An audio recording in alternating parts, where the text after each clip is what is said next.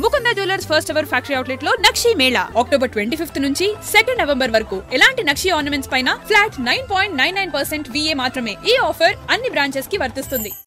డబ్బంటే ఎవరికి ఆశ ఉండదు కదా. ఎవరైనా సరే డబ్బులు పుక్కట్నే వస్తున్నాయంటే ఖచ్చితంగా తీసుకుంటారు. కానీ ఎవరైనా సరే కష్టపడండి అంటే మాత్రం కష్టపడడానికి ఆలోచిస్తారేమో కానీ డబ్బు మాత్రం ఫ్రీగా వస్తుంది. ఏదైనా మాయ చొంబు కానీ లేకపోతే ఎక్కడైనా దొంగతనం చేయాలంటే మాత్రం ఎనర్జీ కూడా అంతే లెవెల్లో వస్తుందని చెప్పొచ్చు. అయితే ఇక్కడ మాయ చొంబు అని ఎందుకన్నానంటే మనం చాలాసార్లు సినిమాలో అనేక సందర్భాల్లో చూస్తుంటాం. ఒక చొంబులో కానీ లేకపోతే ఒక పెట్టెలో కానీ బిందెలో కానీ ఎన్నో దాంట్లో అక్షయ పాత్ర అంటూ కూడా వింటూ ఉంటాం. అయితే ఒక మాయ చొంబులో డబ్బులు వేస్తే రెట్టింపు డబ్బులు వస్తాయంటూ కూడా కొంతమంది కేటుగాళ్ళు ఒక మహిళను, అది కూడా హై ప్రొఫైల్ ఉన్న మహిళను మోసం చేసి 1.50 కోట్లు దోచుకున్నారు. ఏంటి షాక్ అవుతున్నారా?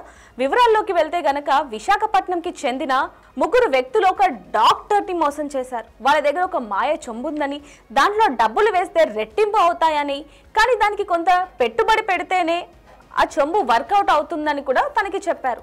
ఆ డాక్టర్ కూడా మరి ఏమైందో ఏంటో తెలియదు, కానీ తను చదివిన చదువు లేకపోతే తనకున్న తెలివితేటలు ఎట్టిపోయాయో. ఎన్నో అప్పులు చేసింది, ఎన్నో చేసి తనకున్న ఆస్తిలో కూడా కొంచెం అమ్మేసి మరి దాదాపుగా 1.50 కోట్లు. ఇక్కడ వేలు కాదు, లక్షలు కాదు, కోట్లంటే మాటల. ఎంతో మందికి డబ్బంటే ఆశ ఉంటుంది, కానీ మరి ఇంతలా ఏది చేసినా సరే అంటే ఇప్పుడున్న ఆధునిక కాలంలో కూడా ఈ మాయా చొంబులు ఉన్నాయంటే నమ్మశక్యంగా ఉందా అని ఒక్కసారి కూడా ఆలోచించకుండా ఆ 3 చెప్పిన అన్ని మాటలు కూడా నమ్మేసి తన దగ్గర ఉన్న డబ్బు మొత్తం ఇచ్చేసింది. ఆ 3 కూడా అసలు ఎప్పుడైతే డబ్బులు ఇచ్చిందో అప్పటి నుంచి అసలు పత్తా లేకుండా పోయింది. వాళ్ళు తన దగ్గర ఒక్కటే కాకుండా ఇంతకుముందు అనేక సందర్భంలో అనేక మంది దగ్గర ఇలా మోసం చేశారని వార్తలు కూడా విన్నాం. కేవలం వీళ్ళే కాకుండా ఇతర రాష్ట్రాల్లో కావచ్చు లేకపోతే దేశాల్లో కావచ్చు చాలా మట్టుకు రోజు కూడా వార్తలు వస్తున్నాయి. కొన్ని అనేక స్కీమ్ల ద్వారా, స్కామ్ల ద్వారా డబ్బులు పోతున్నాయి. పెట్టుబడి పెట్టే ముందు ఖచ్చితంగా ఆలోచించుకోండి, 1కి 2 సార్లు అంటూ కూడా ఇటువైపు సైబర్ క్రైమ్ అధికారులు చెప్తున్నా కూడా అసలు వినకుండా అత్యాశకి పోయి డబ్బులు ఉన్నది కూడా పోగొట్టుకున్నారు. ఇక్కడ మనకు ఒక పాట కూడా గుర్తుకొస్తుంది, ఉన్నది కాస్త ఊడింది సర్వమంగళం అయ్యింది అని. అంటే ఎందుకు సినిమాల్లో చూపిస్తున్నారు, నిజ జీవితంలో జరుగుతున్నాయి, చాలా వరకు మీడియా కూడా చెప్తూనే ఉంది, పోలీసులు కూడా అవేర్నెస్ తీసుకొస్తున్నారు. అయినా కూడా చాలా మంది కూడా అత్యాశకి పోయి ఉన్నది కూడా పోగొట్టుకుంటున్నారు. లాస్ట్కి లబో దిబో అంటున్నారని చెప్పచ్చు. ఎప్పుడైతే ప్రియాంక డాక్టర్ చదువుతుందని తెలిసి వీళ్ళ 3 కూడా అమాయకంగా ఉన్న వాళ్ళని టార్గెట్ చేస్తున్నారు అనుకుంటే మాత్రం అపోహనే చెప్పొచ్చు. హై ప్రొఫైల్ వాళ్ళని మాత్రం టార్గెట్ చేస్తే వాళ్ళు బయటకు వచ్చి చెప్పుకోలేరు. వాళ్ళ స్టేటస్ ఎక్కడ పోతుందో, వాళ్ళకున్న అర్హత ఎక్కడ పోతుందో, వాళ్ళకున్న పరువు ఎక్కడ పోతుందో అని చెప్పి పోలీస్ కంప్లైంట్ ఇవ్వరు. కాబట్టి వాళ్ళని టార్గెట్ చేద్దాం అనేది చాలా మంది మోసం చేస్తున్న వాళ్ళు, మోసగాళ్ళు ఇదే ఆలోచిస్తున్నారని చెప్పొచ్చు. ఇదే తరహాలో ఎంతో మందిని కూడా మోసం చేశారు. అయితే ప్రియాంక విషయానికి వచ్చేసరికి అరకులో ఉంటున్న వీళ్ళ 3 కూడా ప్రియాంకకి పరిచయం అయ్యారు. దగ్గరైన తర్వాత తమ దగ్గర ఒక చెంబు ఉందని, ఆ చెంబుకి ఎన్నో పూజలు చేశామని, ఆ చెంబులో ఎన్నో మాయా శక్తులు ఉన్నాయి, డబ్బులు వేస్తే రెట్టింపు అవుతాయనేది నమ్మించారు. ఆ చెంబు విలువ కూడా 2 కోట్లకి పైగే పెట్టారు. ఆ 2 కోట్లకి మించి కనుక మీరు మాకు డబ్బులు ఇస్తే ఆ చెంబు మీ సొంతం, కాకపోతే ముందుగానే మాకు సగం డబ్బులు ఇవ్వాలి అంటూ కూడా 1.50 కోట్లు తీసుకున్నారు. తీసుకున్న తర్వాత అనేక సందర్భాల్లో కూడా అనేక సార్లు ఎక్కడ చూసినా సరే తను ఫోన్ చేస్తూనే ఉంది వాళ్ళకి. ఎవరైతే ఈ కుట్రకి పాల్పడ్డారో వీళ్ళ 3కి కూడా ఫోన్ చేస్తూనే ఉంది, కలవటానికి వెళ్తుంది. అయినా కూడా వాళ్ళ జాడ లేదు, వాళ్ళ పత్తా కూడా లేదు.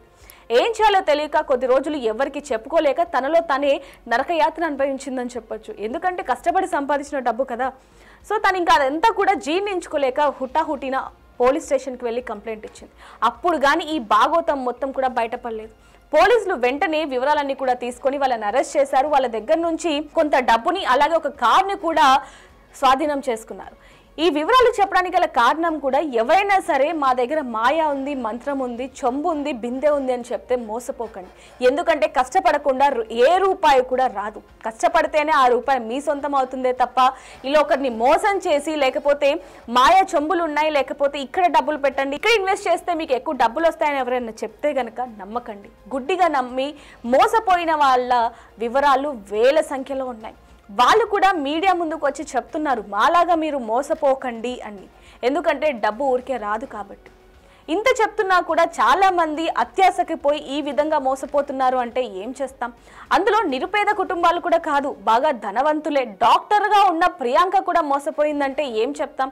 ఇలా మోసగాళ్ళ లిస్టులో అనేక మంది ఉన్నారు, అనేక మంది బాధితులు కూడా ఉన్నారు. అయినా కూడా చాలా మంది డబ్బు ఆశ చూపించి డబ్బు కావాలన్న ఆవేదనతో ఈ విధంగా చేస్తున్నారా, లేకపోతే ఈజీ డబ్బులకి ఆశపడ్డారా అనేది కూడా తెలియదని చెప్పొచ్చు. కానీ వాళ్ళు మోసం చేస్తున్నారు, ఓకే, మరి ఏ విధంగా మోసపోతున్నారు అంటే ఏం చెప్తాం మనం? మోసం చేసే వాళ్ళది ఎంత తప్పు ఉందో మోసపోయిన వాళ్ళది కూడా అంతే తప్పు ఉందని చెప్పొచ్చు. ఎందుకంటే డాక్టర్గా ప్రియాంక ఎన్నో ఏళ్ల నుంచి కూడా తన వృత్తిని కంటిన్యూ చేస్తుంది. అయినా కూడా డబ్బులు ఊరికే రావు, కష్టపడితేనే వస్తాయన్న చిన్న లాజిక్ తను ఏ విధంగా మర్చిపోయింది అనేది ఇప్పటి వరకు కూడా అర్థం కాని ప్రశ్న అని చెప్పొచ్చు. కానీ అత్యాశకి పోయి డబ్బులు పోగొట్టుకోకండి. కష్టపడితేనే డబ్బు వస్తుంది కాబట్టి మీ కష్టాన్ని చూపించి డబ్బులు తెచ్చుకోండి, కానీ ఈ విధంగా ఈజీ మనీకి అలవాటు పడి మాత్రం మోసపోకండి. పోలీసులు కూడా పదే పదే చెప్తూనే ఉన్నారు, ఎన్నో అవేర్నెస్ వీడియోలు చెప్తున్నారు, ఫోన్లలో కూడా వినిపిస్తున్నారు. చాలా మంది బాధితులు కూడా చెప్తున్నారు మాలాగా మీరు మోసపోకండి అని. కానీ ఎవరు కూడా వినకుండా డబ్బు ఆశతో ఈ విధంగా చేస్తున్నారని చెప్పొచ్చు. మరి ఇలాంటి వాళ్ళకి సంబంధించి మీరేమంటారు? మీరు ఎప్పుడైనా మోసపోయారా అనేది కింద కామెంట్లో రాయండి. For more videos like this, subscribe Big TV channel.